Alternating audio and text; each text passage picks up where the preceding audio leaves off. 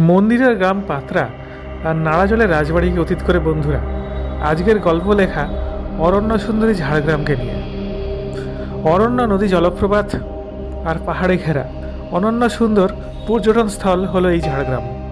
দক্ষিণের গোপীবল্লভপুর থেকে শুরু করে উত্তরের বেলপাহাড়ি পর্যন্ত বিস্তীর্ণ জঙ্গল আর পাহাড়ে ঘেরা এই অঞ্চলে রয়েছে জঙ্গলের মাদকতা, যেখানে সারা বছরই প্রকৃতি সেজে থাকে তার আপন সাজে। নৃত্যের স্বর্ণকোষাগার এই জেলাতে রয়েছে বাংলার প্রাচীনতম সব লোকনৃত্য আর লোকসঙ্গীতের মিলনধারা।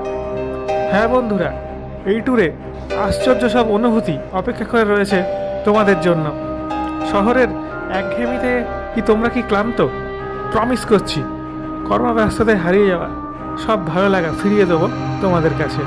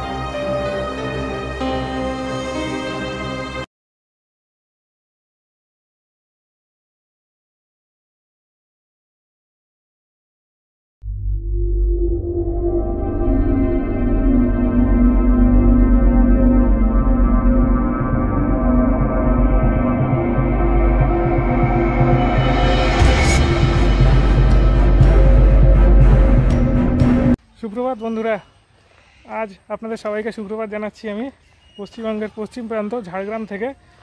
আগের ব্লগগুলোতে আপনারা দেখেছেন মেদিনীপুর তার চারপাশে যে সমস্ত ঘোরার জায়গাগুলো আছে সেইগুলোকে।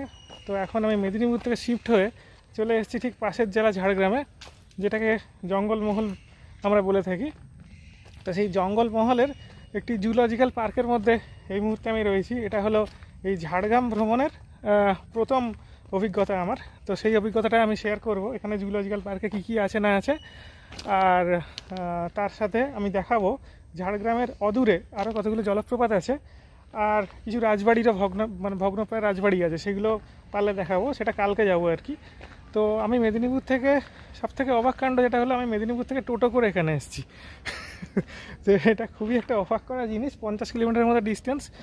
বাস কখন আসবে তার কোনো ঠিক নেই, তার কারণ বাসের ফ্রিকোয়েন্সি ভালো না আর কি। মানে একটা বাস যদি মিস হয় 1.5 ঘন্টা দাঁড়িয়ে থাকতে হবে। তো আমি ডিসাইড করলাম যে টোটো করে যাব। টোটোতে ভাড়াটা একটু বেশি পড়লো, কিন্তু ওই হাওয়া খেতে খেতে ওপেন এয়ারের মধ্যে দিয়ে সুন্দরভাবে এলাম। সেটা একটা মজার জিনিস, অভিজ্ঞতা আর কি। তো পেছনে দেখতে পাচ্ছেন জঙ্গলমহল এবং জঙ্গলমহলের জুলজিক্যাল পার্ক। তো চলুন তাহলে আর বেশি কথা না বলে এই জুলজিক্যাল পার্কে কী আছে সেগুলো দেখতে শুরু করে দিই। এই জুলজিক্যাল পার্কটিতে কী আছে: leopard, sloth bear, nilgai, barking deer, sambar deer, এই সমস্ত। প্রথমে বাঁ দিকে আরও দেওয়া আছে, তার মানে বাঁ দিকে এইগুলো দেখতে পাবো, এই লিস্ট যেগুলো আছে লেপার্ড, স্লথ বিয়ার। আর ডান দিকে পাবো হরিণ, পাখি, এই ধরনের জিনিসগুলোকে। তো চলুন তাহলে প্রথমে বাঁ দিকে যাওয়া যাক। আমি লেপার্ডটা প্রথমে দেখে নিই কোন অঞ্চলে রয়েছে। হচ্ছে একটা খাবারের দোকান ঠিক না, একটা সরকারেরই বানিয়ে দেওয়া একটা হোটেল টাইপের আর কি। এর ভিতরে বসে নানা রকম খাবারটার অর্ডার দিচ্ছে লোকে, খাচ্ছেও। আজকে সোমবার হওয়ার জন্য বেশ ফাঁকা আছে। জায়গাটা দেখুন, প্রচণ্ড সুন্দর। শালমহুয়া জঙ্গলে ঘেরা ঝাড়গ্রাম। বেড়াতে আমি খুব ভালোবাসি বন্ধুরা, শুধু ব্লগিংয়ের পারপাস না, বেড়ানোও হয়ে যায় তার সাথে সাথে। তো সেই জন্যই আর কি এত ঘোরাঘুরি আমার। বললো প্রথমে ময়ূর উপরে বসে আছে, একটু জাল থাকার জন্য খুব ক্লিয়ার দেখা যাচ্ছে না বন্ধুরা। এগুলো হলো নীলগাই, সাম্বার, বেশ বড় বড় কিন্তু সাইজে। ওই একই ব্যাপার, জালটা থাকার জন্য খুব ক্লিয়ার পাচ্ছি না ভিউটা। যাই হোক, এখানে একটা গাছের ডাল চিবাচ্ছে। বেশ অনেকগুলো হরিণই আছে এখানে। বেড়ানোর প্রতি অদম্য ভালোবাসা আর ইচ্ছে আমাকে টেনে টেনে নিয়ে যায় এইভাবে বিভিন্ন দূর থেকে দূরান্তরে। দেখুন খুব কাছ থেকে নীলগাই।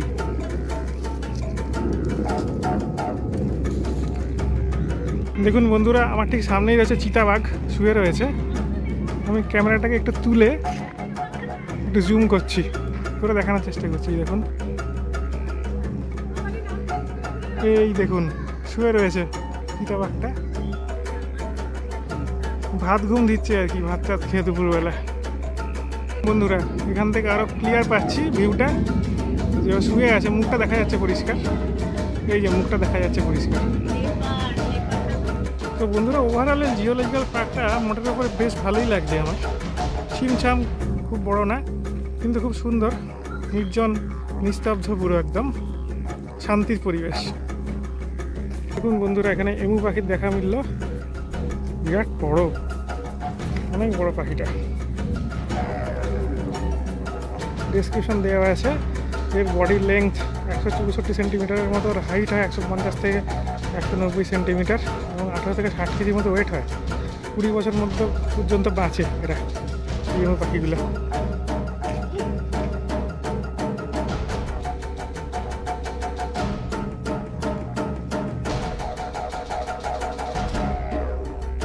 তো চলুন বন্ধুরা এবার আস্তে আস্তে এই পাখা থেকে বেরিয়ে যাই, একটু জল টল কিনবো আর টুকটাক কিছু খাবার কিনে আমি টোটোতে উঠবো, উঠে আমি চলে যাবো একেবারে রিসর্টে। রিসর্টটা খুব সুন্দর জায়গায় অবস্থিত, সেটা দেখাবো আপনাদের। এখানে দেখুন সামনে একটা ভাল্লুক, ভাল্লুকের খেলা দেখাচ্ছে বোধহয়, কিন্তু মাথাটা নাড়াচ্ছে অদ্ভুতভাবে। ফিরে যাবো যখন, টোটো ধরতে বেরিয়ে যাচ্ছি যখন, তখন হঠাৎ এটা চোখে পড়লো, সেজন্য দাঁড়িয়ে গেলাম।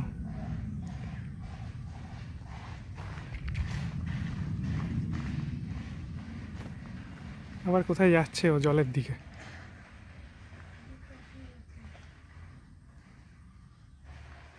ব্ল্যাক বিয়ার, যদ্দূর মনে হয় এটা হিমালয়ান ব্ল্যাক বিয়ার, স্লথ ভাল্লুক।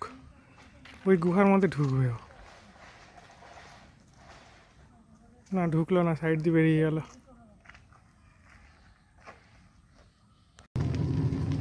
ইউক্যালিপটাস গাছ, ইউক্যালিপটাস গাছের বনের মধ্যে দিয়ে আমরা যাচ্ছি এখন। জায়গাটা ভীষণ সুন্দর আর বেশ ঠান্ডা জায়গাটা, এই এতটা গাছ থাকার জন্য জায়গাটা এমনিতেই একটু শুকনো মতো ওয়েদার এখানকার, তার উপরে এই গাছগুলো থাকার জন্য আরও কুলিং এফেক্ট আসছে। তো বন্ধুরা খুব ইন্টারেস্টিং একটা রিসর্টে আমি উঠেছি ঝাড়গ্রামে। তো এর আগে আমি গেছিলাম, আপনাদেরকে দেখালাম চিড়িয়াখানাতে, ঝাড়গ্রামের যে চিড়িয়াখানাটা আছে সেখান থেকে আমি স্ট্রেট চলে এসেছি ঝাড়গ্রাম ঝুমুর ক্যাম্পে। এটা একটা বলতে পারেন হোমস্টে, একটা বলতে পারেন ইকো রিসর্ট এই টাইপেরই। তো এটা একটা কী বলবো, মাথাটা হলো খড়ের, আমি ভালো করে দেখাই নিচ থেকে, খুব ইন্টারেস্টিং এই রিসর্টটা। বন্ধুরা এটা হলো ঝাড়গ্রাম ঝুমুর ক্যাম্প, এটা হলো এন্ট্রি গেটটা ক্যাম্পটার। এটা নিজেই একটা ঘোরার জায়গা ইটসেলফ। এখানে একটা সুন্দর বুদ্ধের মূর্তি বসানো আছে, আর এখান দিয়ে হচ্ছে এন্ট্রিটা। এদিকে ওনাদের কিছু প্রপার্টি আছে ডান দিকে, এখানে পাশে একটা ফ্যাক্টরিও আছে, কাজু ফ্যাক্টরি। তো এখানে কটেজ করা সামনে, এই সামনের কটেজটাতে আমি আছি, বাঁ দিকের রুমটাতে। তো এই বাড়িটাতে দুটো রুম আছে অ্যাকচুয়ালি, আর এই বাড়িটার মাথায় খড় দেওয়া অ্যাকচুয়ালি, এটা হচ্ছে ইন্টারেস্টিং ব্যাপার। আর এর পাশে আবার এখানে একটা ঘর আছে, এখানেও লোকে থাকে টাকা, বিভিন্ন রেটের ঘর আছে। এই ঘরের রেটগুলো 1700 টাকা করে, এসি রুম।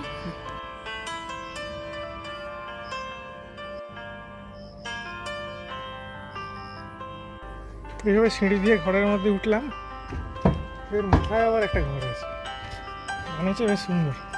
বাড়িটা কিন্তু কাঠের পুরো, হ্যাঁ। এই হলো ঘরের ভেতরটা, দেখুন খুব ইন্টারেস্টিং। কিন্তু এগুলো বেতের, কি সুন্দর বুনে বুনে তৈরি করেছে। এখানে দুটো টেবিল দেওয়া আছে, আবার খাটটা বেশ বড়, সব বেতের। আর এটা হলো টয়লেটটা, আর এই জায়গাটাতে আর একটা সেট আপ করা আছে একটু খাবার দাবারের জন্য। আর এটা হলো বাথরুমটা, এটা হলো বাথরুমটা, টয়লেটটা।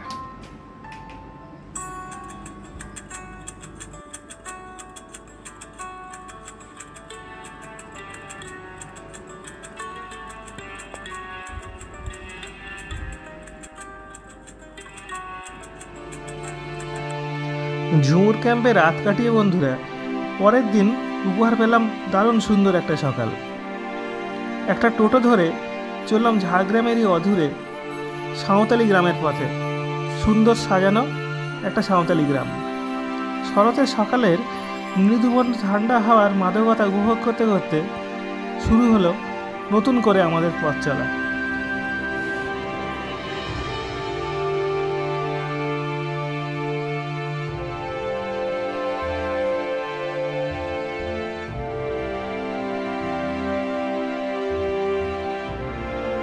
ঝাড়গ্রাম ভ্রমণের শেষের দিকে বন্ধুরা চলে এলাম খোয়াব গ্রাম বলে একটি খুব সুন্দর গ্রামে। আমার পেছনে দেখতে পাচ্ছেন যে কত রকমের রং বেরঙের পেন্টিং করা আছে দেওয়ালে। তো এই গ্রামটা এটার জন্যই বিখ্যাত। শিল্প, তারপর বিভিন্ন রকমের এরা হাতের কাজ করেন, নানা রকমের সুন্দর সুন্দর সেগুলো দেখাবো। আর এরকম বাড়ির গায়ে এরকম সুন্দর সুন্দর নকশা করা আছে, ছবি আঁকা আছে। তো এখানে একটা আর কি বলবো স্টল মতো আছে। এই যে স্টলটা, এখানে নানা রকমের জিনিসপত্র কিনতে পাওয়া যায় আর কি, আদিবাসীদের তৈরি। এবার দেখাচ্ছি গ্রামের কোথায় কোথায় কীরকম সব শিল্পকর্ম গ্রামের লোকেরা আর কি করে রেখেছেন। এটার জন্য এটা বিখ্যাত এই গ্রামটা। দেখুন কি সুন্দর সুন্দর পেন্টিং করা আছে বাড়ির গায়ে গায়ে, বাড়ির দেওয়ালে এরকম সুন্দর পেন্টিং করা, আবার বাগান করা বাড়ির সামনে সামনে। আর হাতের কাজ বলতে এরকম বোতল দিয়ে কি সুন্দর সুন্দর স্ট্রাকচার বানিয়েছেন দেখুন, এরা বাঁশ দিয়ে বোতল দিয়ে। এখানেও কিছু করা আছে এরকম স্ট্রাকচার করা আছে। আর সুন্দর এরা বাগান করে রেখেছেন বাড়ির সামনে সামনে। এখানেও এরকম করা আছে, এরকম শিল্পকর্ম। এখানে কি সুন্দর পেন্টিং করা দেখুন এই ঘরটাতে, কি সুন্দর পেন্টিং করা আছে। এদিকেও বাড়িগুলোতে কি সুন্দর পেন্টিং করা দেখুন। এখানে এই গ্রামটা এরকম ইউনিক গ্রাম খুব কম আছে, তো সেই জন্য এর গ্রামের নাম দেওয়া হয়েছে খোয়াব গ্রাম। আবার এখানে একটা খুব সুন্দর মজার জিনিস আছে দেখুন, এখানে সায়েন্টিস্ট গবেষণা করছেন, ওনারা রেখেছেন গ্রামের দেওয়ালে। খুব সুন্দর জঙ্গলে ঘেরা, জঙ্গলমহলের এই গ্রামটি দেখে খুব ভালো লাগলো।